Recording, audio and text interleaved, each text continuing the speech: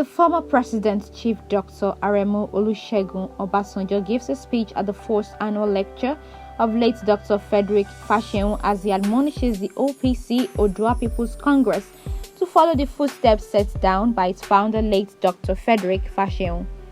According to him, the OPC founder during his lifetime was a man of valor who worked for the country wholeheartedly, as he is mostly concerned with problems combating the country. Obasanjo, while talking about late Fasheun's life history, stated the good works done during his lifetime, especially in the aspect of his medical contributions. He said further that what he had labored for and his achievements must not be forgotten, but to be used to combat the level of insecurity in the country.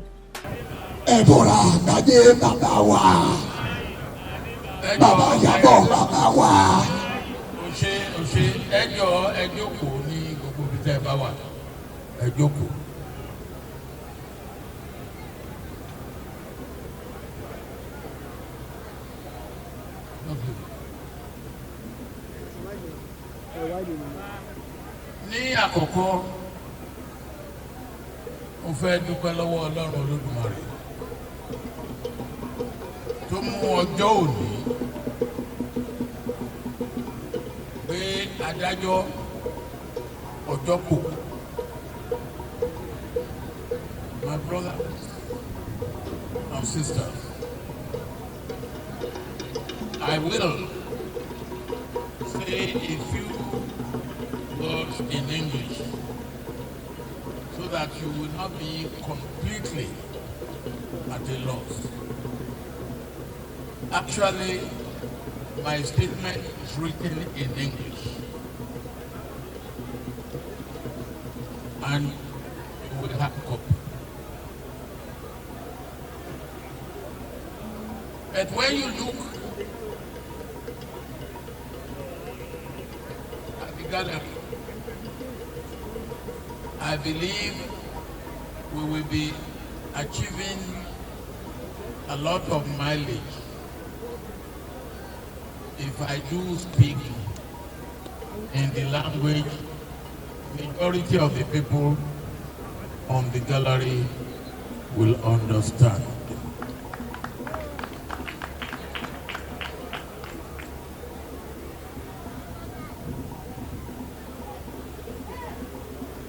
Let me say, I came here purposely,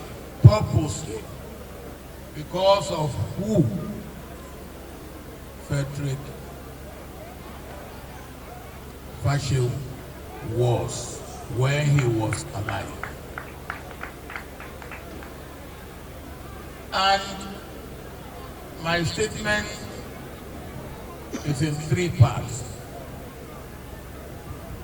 The first part talks about the man, his life, his work, his achievement,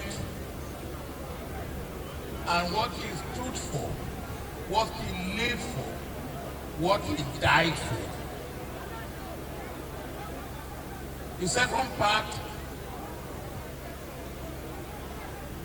or if you like, the second half, is divided into 2 parts.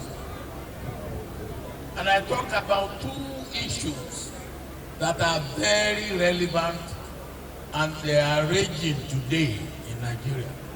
One is the issue of security. And it's only a Nigerian who is probably not living in this world. It doesn't matter where he may be living. He will know that Nigeria has a problem of security today. And the longer we leave it, the more intractable it will become. In fact, we have already left it for too long. And in my statement, you will get what I say about it, what I believe should be done, and what is being done, and how I see what is already being done. The third part is the issue of our political arrangement for sustenance of Nigeria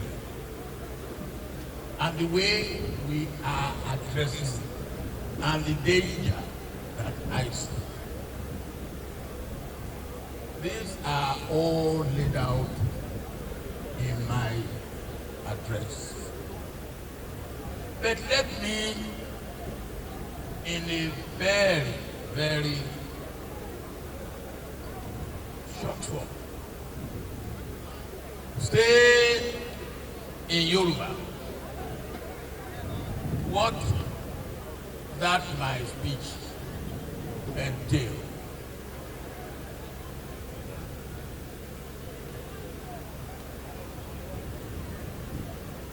Let me also say that I'm here because, as I said,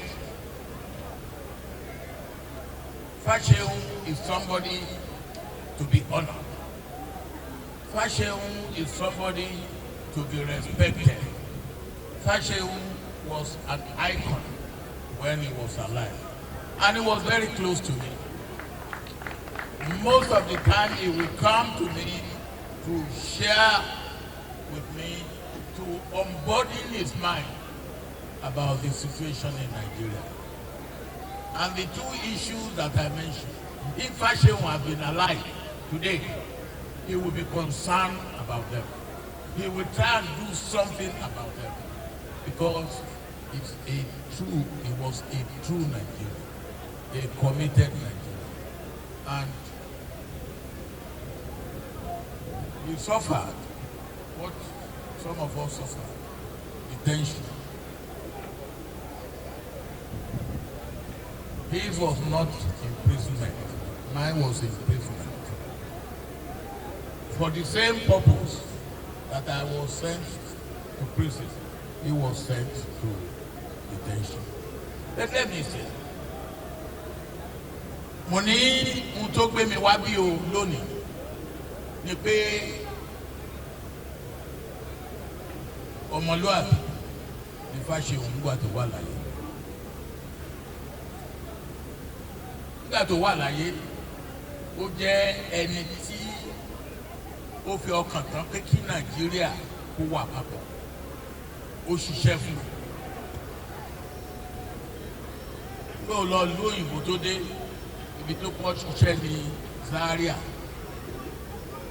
Tí ìbá ṣe ẹni tí ó gbà pé òun jẹ́ Nàìjíríà, kò ní lọ ìlú òyìnbó kó lọ kọ́wé kó di dókítọ̀. Ó pé Zaria lòun ó gbà lọ láti lọ ṣiṣẹ́.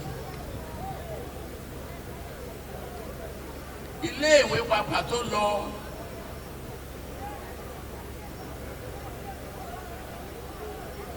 ó mà wípé àti kú ló ń fi máa lọ lé nítorí bàbá tó bí kì í ṣe pé bàbá ò lówó torí ọ̀ṣọ́wó ní bàbá ṣùgbọ́n bàbá níyàwó tó pọ̀ bàbá wa ní ìkọ̀ọ̀kan àkọ́bí ọmọ ní ìdí kọ̀ọ̀kan ló máa rán lọ lé ọ̀nà ẹ̀jì nínú àwọn ọmọ tí ìyá ẹ̀ bí ṣùgbọ́n kò gbà yẹn o ó lóun máa kọ̀wé ó ti di ọní ọdún 13 kó tó di pé ó wá sọ fún ìyá rẹ̀ àgbà ìyá àyá ẹ̀ tó ń gbọ́dọ̀ ẹ̀ pé tí òun ò bá lọ léèwé o màmá ó bá rán mi iṣẹ́ ń wò lè jíṣẹ́ fún ọ. Nígbà màmá rí pé ó di báyìí wọ́n forí ó ṣe dẹni tó lọ léèwé nìyẹn. Torí mo rò pé tá a bá wo ìgbésí ayé Fasheun á rí ọ̀pọ̀lọpọ̀ ẹ̀kọ́ kan ní ìgbésí ayé.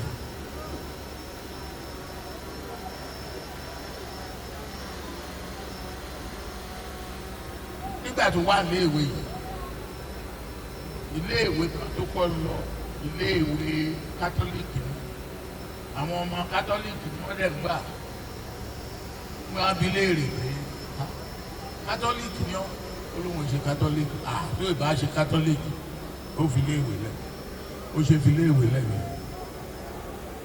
kò kàwé tán ní St. Peters ó láti fi léèwé lẹ̀ ìgbà yẹn ló wá lọ sí Ondo Boys High School tó pàdé olórí iléèwé yẹn tí yẹn gbà á tọwọ́ tẹsẹ̀ ó kàwé ó yege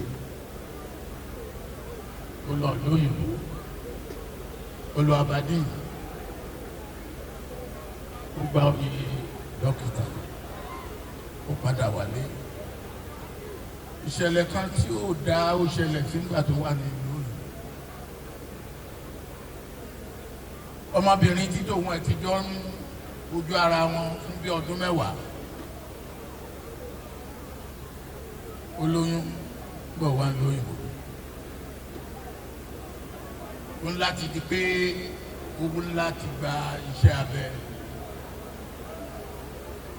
mojibat ọmọbìnrin yẹn kú.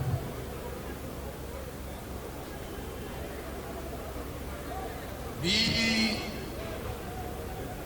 Fáṣẹ̀hùn ṣe parí ẹ̀kọ́ ẹ̀ kò wọlé ẹ̀rí gbogbo eléyìí nínú ìwé tí mo kọ ọ̀rọ̀ tí mo sọ ẹ̀jú tó ṣe pàtàkì ni pé nígbà tó dé Zaria ó tún níṣòro níbẹ̀ nítorí àwọn dókítà òyìnbó àwọn lọ gbá golf àwọn lọ ṣe recreation àwọn dókítà dúdú kò sáyè fún wọn láti lọ gbá golf ó lélẹ́yìí ò dá n kò sọ̀rọ̀ òkè wọ́n yìí sọ bẹ́ẹ̀ wọ́n yìí ṣe bẹ́ẹ̀ ó dọ̀tá wọn.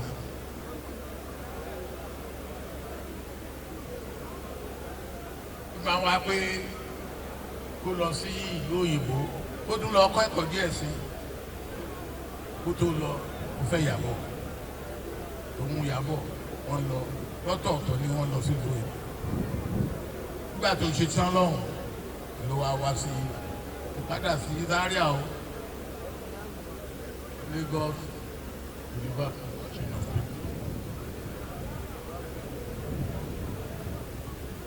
ibẹ̀ náà ló ti lọ China ó dé China akọ́kọ́ ni wọ́n ń kọ́ wọn ní kí wọ́n máa fabẹ́rẹ́ wá ibi ògbó ní nǹkan wà lára ó kọ́ yẹn.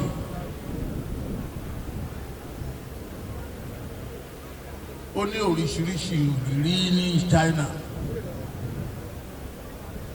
ó ti China ní ẹ̀kọ́ tó kọ́ ní China ó mú papọ̀ pẹ̀lú ẹ̀kọ́ tó ti kọ́ bí wọ́n ṣe ń ṣe mú iṣẹ́ abẹ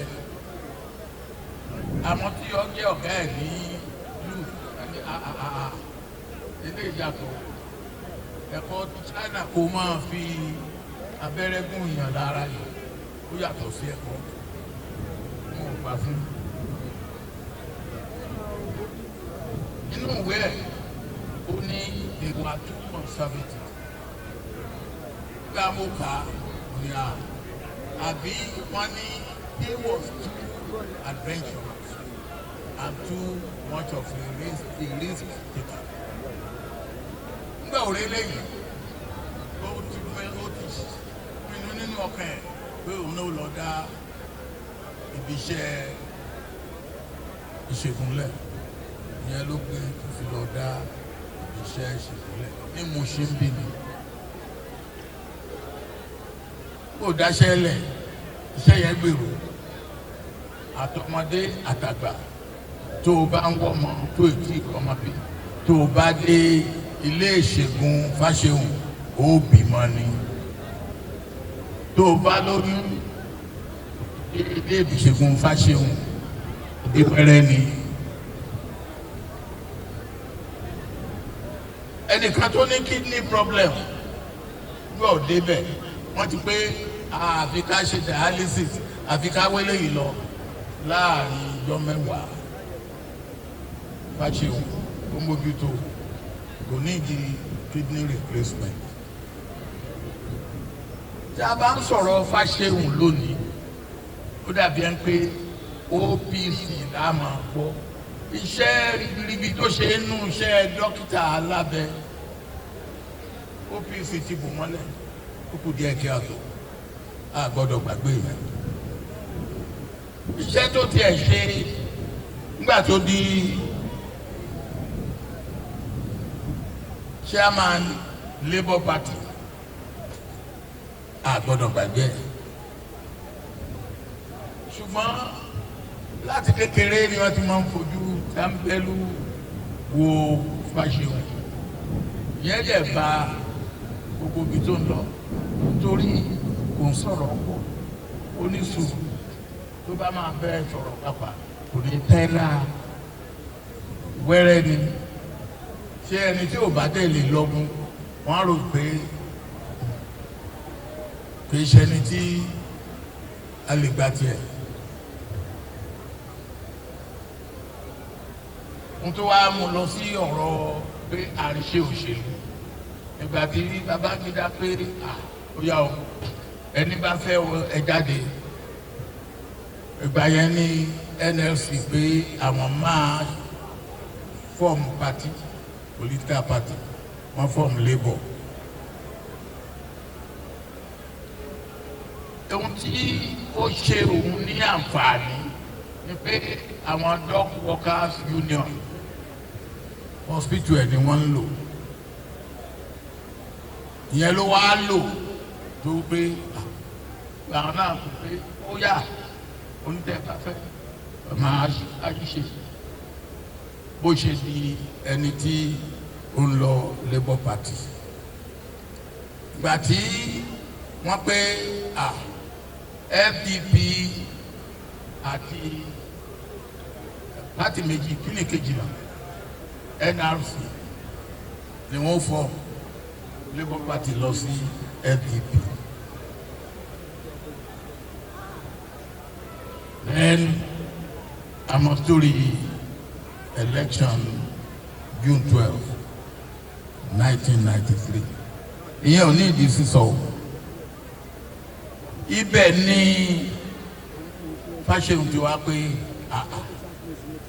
eléyìí ó ti kọjá ohun tí a pè kágbésẹ́ yìí bí ọ̀rọ̀ OPC ṣe ó kọ́ wà pẹ̀lú bẹ́ẹ̀ kọ́ Kútì nínú democracy campaign for democracy then wọ́n di Nàdẹ́kò òun ló gbé Ẹ̀náhùrú through Nàdẹ́kò route.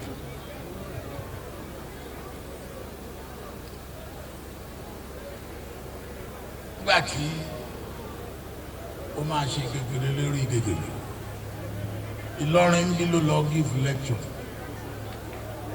1996 politics and the Fourth Republic. Gbòde wọ́n stop mọ́ hospital ibi tí wọ̀ níyẹn o.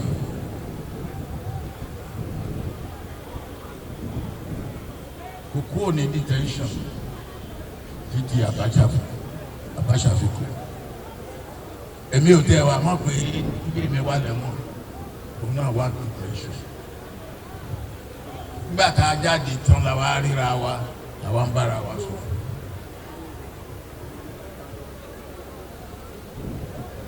Bí mo ṣe sọ tẹ́ ẹ bá wò pé tí ayé ọ̀pọ̀lọpọ̀ ẹ̀kọ́ láàrin wọn bẹ̀rẹ̀. Nígbà tó fi máa tẹ̀ wọ́n dé OPC tó dálẹ̀ pẹ̀lú Táíwò Ògúnbọ̀álé ọlọ́jà bàbá ọlọ́jà OPC yẹn ti di nǹkan míì kò tó dé ṣé ọlọ́mọ jẹ́ kí ẹlẹ́rù fẹ́ ru ẹ̀lẹ́ wọ́n ti yí padà mọ́ lọ́wọ́.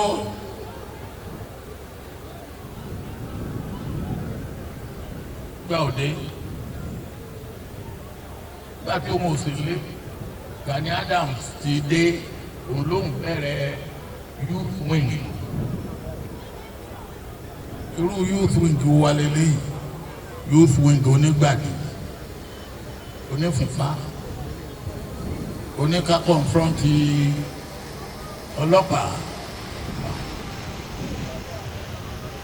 Nígbà tó gbọ́ kí wọ́n sọ ní tó ń dá ẹgbẹ́ yìí lẹ́kọ̀ọ́ kíkọ́ nìyí, dá ẹ̀kọ́ ní bó ṣe yẹ kó rí kọ́ nìyí. Wọ́n ní ó dákẹ́ ńlẹ̀ kó mọ lè sọ ẹgbẹ́ yẹn pọ̀ bó ṣe fẹ́, kó mú un lọ sí bí ó ṣe lànà ẹ̀ sílẹ̀ òkè òkùnkùn. Èmi ò bá OPC ṣe nǹkan kan ń gbà yẹn o, nítorí OPC tó ń bá tí ò dáa ilé mi náà bá ń gba mo di president, èmi ò dẹ̀ ń bá ohun tí ò dáa mi ń bá rìn ní bá mi níbi tí ò dáa. OPC tí ò bá tí ò ṣe é lò tó ti yàtọ̀ sí tó ní lọ́kàn, OPC yẹn ti di ẹni ìgbàgbé. Torí èmi ò bá wọn ṣe nǹkan kan, ó dẹ̀ ní mi ò ní bá wọn ṣe. Nígbà tí òun wá bá mi, mo ní kí o pèrè OPC jáde lé mi, OPC jáde lé mi. Ó ní reform OPC lòun, reform ó yá OPC tó fẹ́ gba ọ̀nà tí Fáṣẹ̀hùn láàsì bẹ́ẹ̀ ni. Ọ̀pọ̀lọpọ̀ gbalẹ̀ ní àti Fáṣẹ̀hùn jọ sọ̀rọ̀, tó bá jọ́nà tó fẹ́ gbà nìyẹn. Nàìjíríà sì nídìí irú OPC báyẹn, pàápàá jùlọ nírú àkókò tá a wà fún.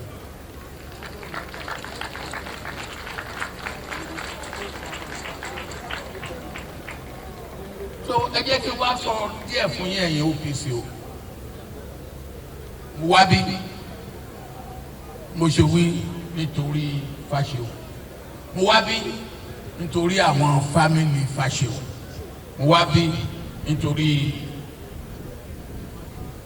Prince Ọ̀ṣíbọ̀tẹ̀ ó wá ṣàlàyé fún mi irú APC tó jẹ́ OPC tuntun. Èmi èṣọmọ OPC o, ẹgẹ́ẹ̀tì mi dáadáa o, ṣùgbọ́n ibi tí wọ́n bá ń gbé ọmọ tó máa yè mo bá wọn gbé, tí wọ́n bá gbé ọmọ tó máa kú mo jìnnà síbẹ̀.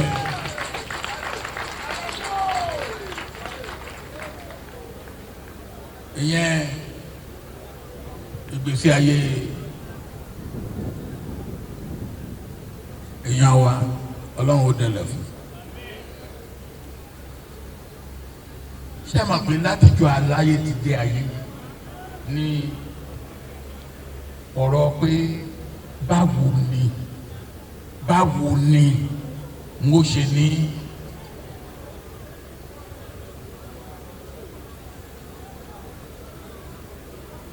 ohun tí ó máa fún mi ní ìdáàbòbò ẹ̀mí, ìdáàbòbò ara, ìdáàbòbò ilé, ìdáàbòbò security. Nígbà tá a láyé kọ́ dáyé, ìdáàbòbò láàrin ẹran búburú ẹran burúkú ni àwọn èèyàn ń ṣe. Nígbà òyà ó di ìdáàbòbò láàrin ọ̀tá nínú ìlú kan náà, ìdáàbòbò láàrin ọ̀tá ìlú méjì tí wọ́n bá gbéra síra wọn. Afẹ́ni tó bá fẹ́ kúrò tara ẹ̀ jẹ ni ó pé ìdáàbòbò tá a ní Nàìjíríà lónìí ó dáa fún wa. Mo wá sọ nínú tí mo kọ pé àwọn gómìnà láti Zamfara títí dé Benue, láti Katsina dé Sokoto, gbogbo wọn ni wọ́n gbà pé ìdáàbòbò tá a ní sẹ́yìn òkun tó àwọn náà ń dọ́gbọ́n sí ọgbọ́n tí àwọn ẹlòmíín dá ó lè tẹ́ wa lọ́rùn ó lè má tẹ́ wa lọ́rùn bẹ́ẹ̀ àwọn gómìnà wa ní south west wọ́n ronú pé n táwọn rí kò bá mu.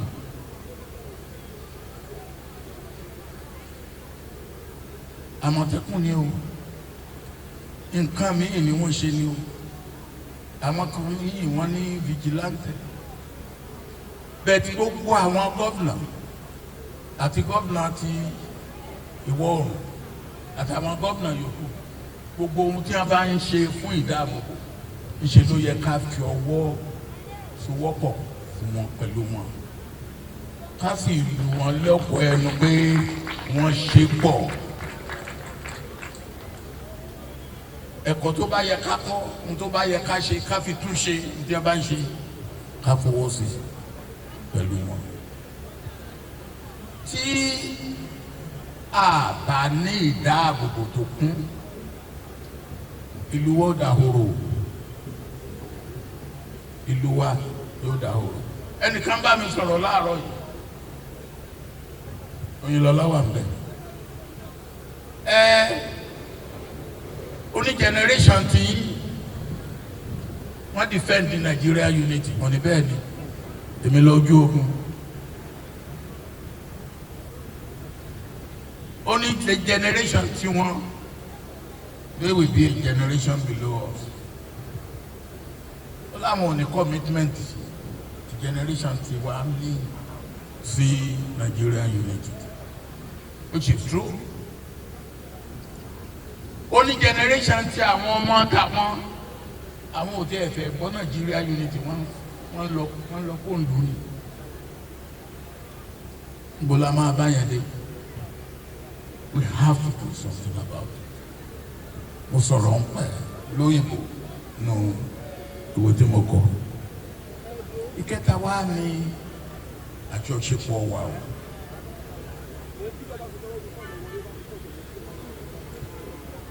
Nígbà tí èmi ń ṣèjọba gẹ́gẹ́ bí democratically elected president torí ohun tá a bá ń lẹ̀ àti ohun tó ti ṣẹlẹ̀ pàápàá jùlọ pẹ̀lú Abacha ohun táwọn èèyàn ń lọ́gùn ní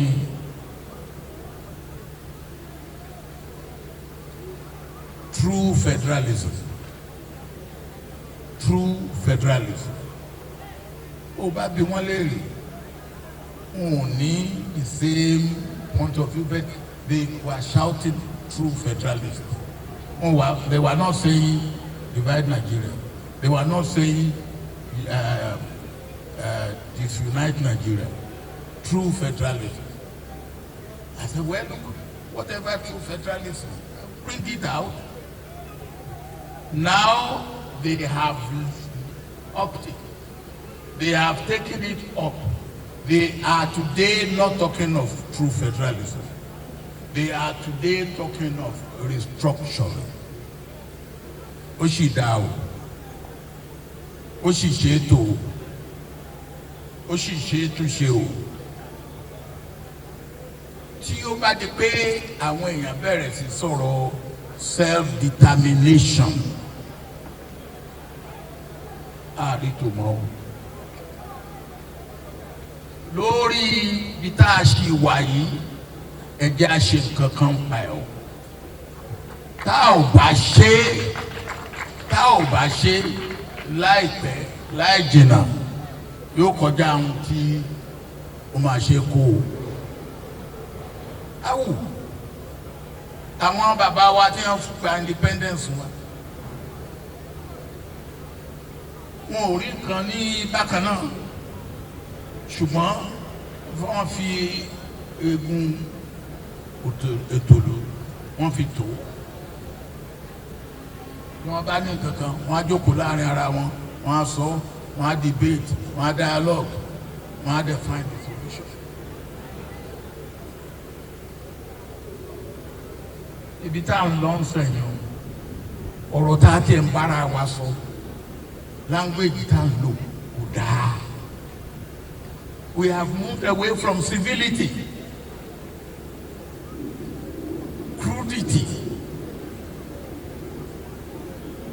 language we are using in debating, in addressing ourselves across region, across religion, across tribe is so uncouth that we cannot continue with it.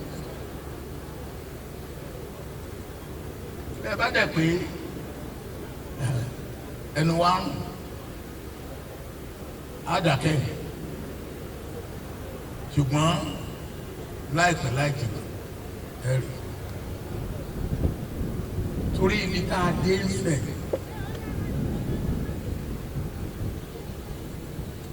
ọgbọ̀n oṣù 30 months láti jagun abẹ́lé Boko Haram tí ó ti yọ wá lẹ́nu sẹ̀ is more than 10 years à ń bá a ṣe ń bá lọ ọlọ́mọye ló máa yọ number of years tó máa tètè ó jẹ́ wá béèrè kí la tiẹ̀ máa rí kí la máa rí pé níbo la máa dé tápè àti ṣẹ́gun Boko Haram is waxing strong.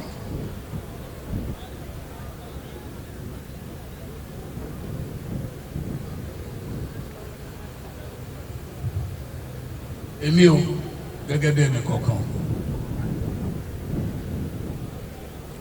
màá máa jà títí mo fi máa kú fún ìṣọ̀kan Nàìjíríà ṣùgbọ́n o ìṣọ̀kan Nàìjíríà tí mo ń jà fún kì í ṣe pé kí n lè dẹrú Nàìjíríà o ìṣọ̀kan Nàìjíríà tí mo ń jà fún kì í ṣe pé káwọn ọmọ mi ó jẹ́ second citizen ní Nàìjíríà o ìṣọ̀kan Nàìjíríà tí mò ń jà fún kì í ṣe pé kí ìran tèmi wọ́n jẹ́ pé wọn ò ní lẹ́nu nínú ọ̀rọ̀ Nàìjíríà o tí ọwọ́ ò bá ṣe é ṣán á kà lérí ni o.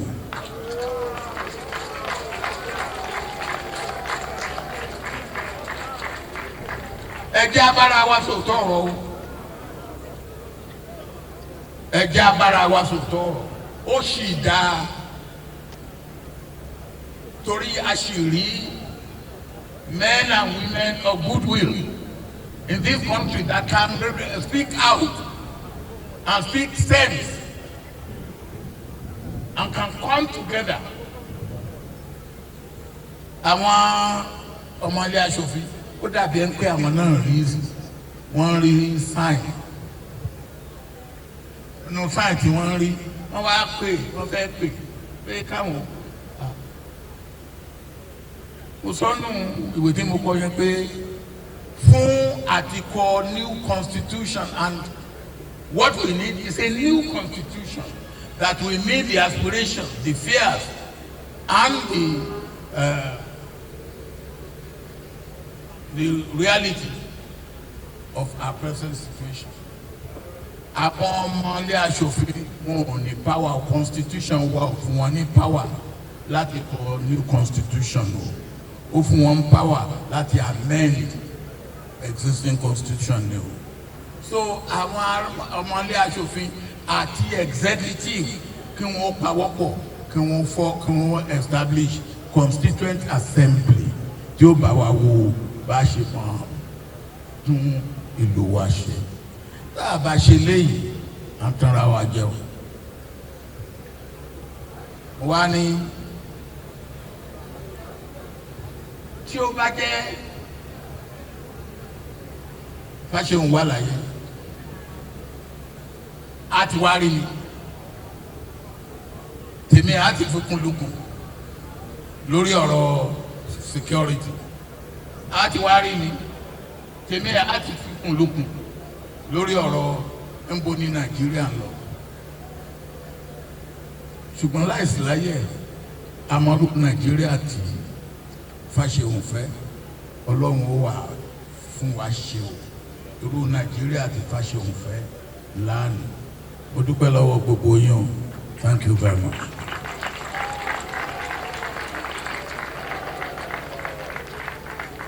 Bàbá ò ní ṣètò bàbá ò Ọlọ́run jẹ́ bàbá pẹ́ fún wa.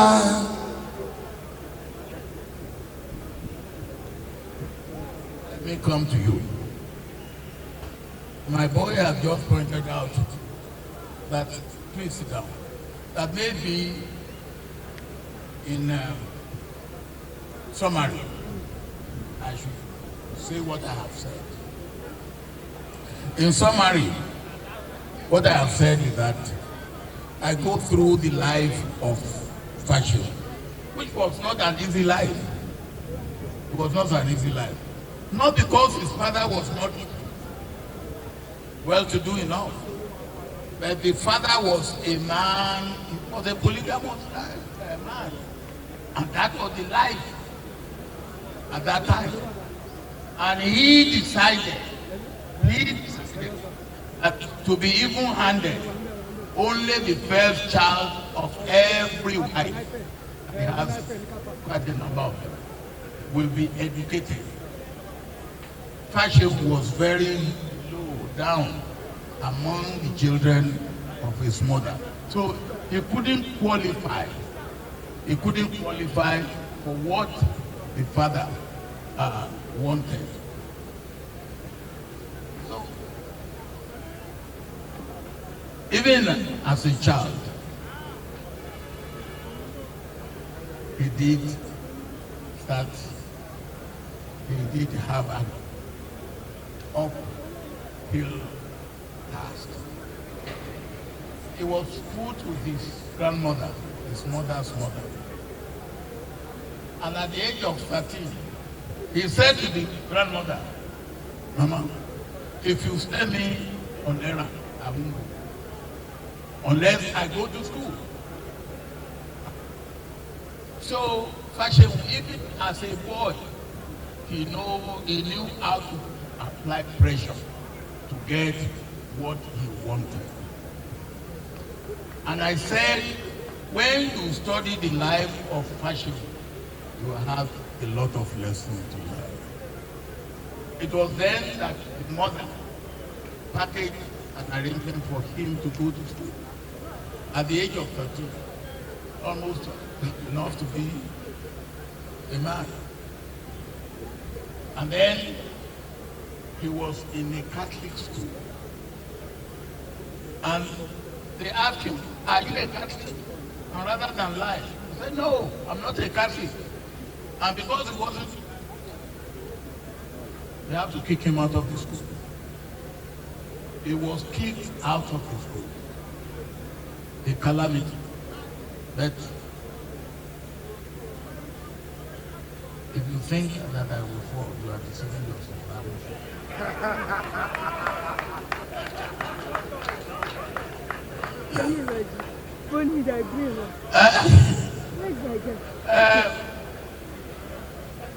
He then went to Ondo Boys High School.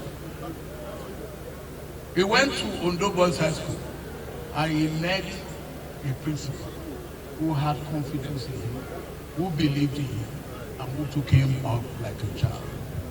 He grew up, he made good in his exams, and he quickly decided to go abroad. He made up his mind he would study medicine, and he studied medicine. The rest of his fortune went up until the girl they have been dating themselves, they have been courting for 10 years, was in family way. And then the girl had to have operation. And he died. She died. That was the second calamity in his life. The first was being expelled from school. The second was death. He became a widower at the young age of 32. But that did not put him down. He knew what he wanted. He came back and he went to ABU. Then he went abroad again. On his way, before he went, he married another lady, Yabo. And they went abroad separately and came back. And when they came back, they went to Louvre. And from Louvre, he decided to open his own hospital, private hospital, and he succeeded. And it was part of his success with the Dock Workers Union patronizing him that he, when NLC decided to form a political party, he was approached to be the chairman of the party. And then, of course, when President Babangida decided he was going to have a transition program, and then there will be two parties, NRC and SDP. Labour Party went into SDP. But the rest of that story is too well known. Then I said there were two other issues that I mentioned. One is the issue of security. And anybody who does not know that security in this country has now been practiced is inadequate, then he will not know anything. And those governors who are chief security officers in their own state cannot hold their hands and do nothing.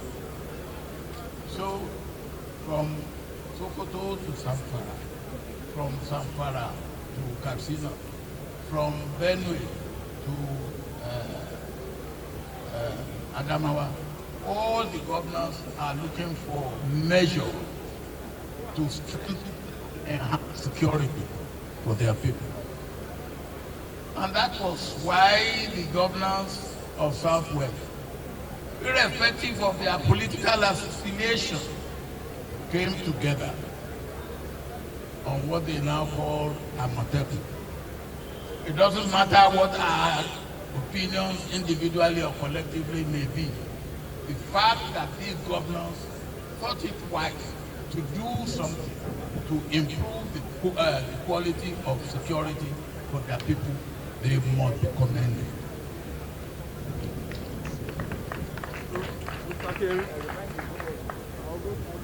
Security, if we don't take it seriously, it will be our own doing. Because the AU has taken the year 2020 as the year to silence the gun. If we do not make contribution, gun will be silent one by one. Most silent. Then I said,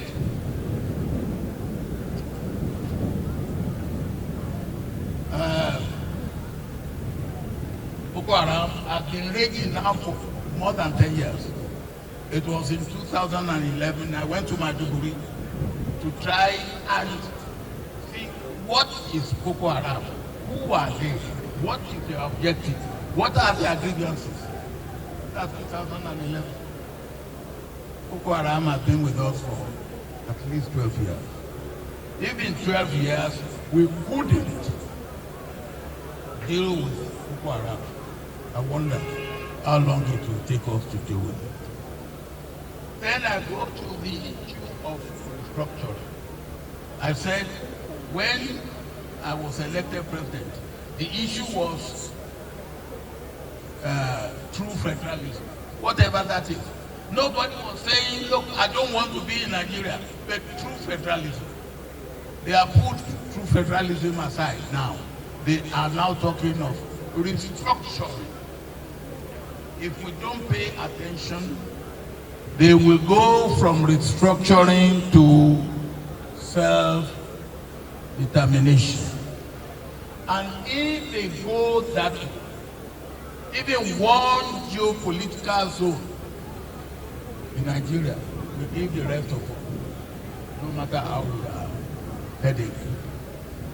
And if Boko Haram can get support from outside Nigeria and from outside Africa, any geopolitical zone, or two of them, going for self-determination will get support from outside Nigeria and from outside Africa. Don't let us underestimate that.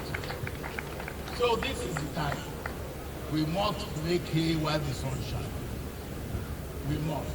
There are still enough of men and women of goodwill to say, look, we want a country where nobody will be oppressed. We want a country where we will all be stakeholders, where I will not be disadvantaged because of the accidents of where I was born, or the accidents of my tribe, or the accidents of the religion in which I was born into. And if we don't do this, then we are little by little saying look Dimitris to Nigeria. We are little by little. And I said, for me, I will die fighting for the unity of Nigeria. But not unity to be enslaved. Not unity to be oppressed. Not unity to be disregarded. It must be unity on equality, on equity, on shared value, on shared prosperity, on common ground of common Nigeria, where we feel that, yes, I am as protected as any other Nigerian. And I said that if Fashewu had been alive, he would be of the same mind.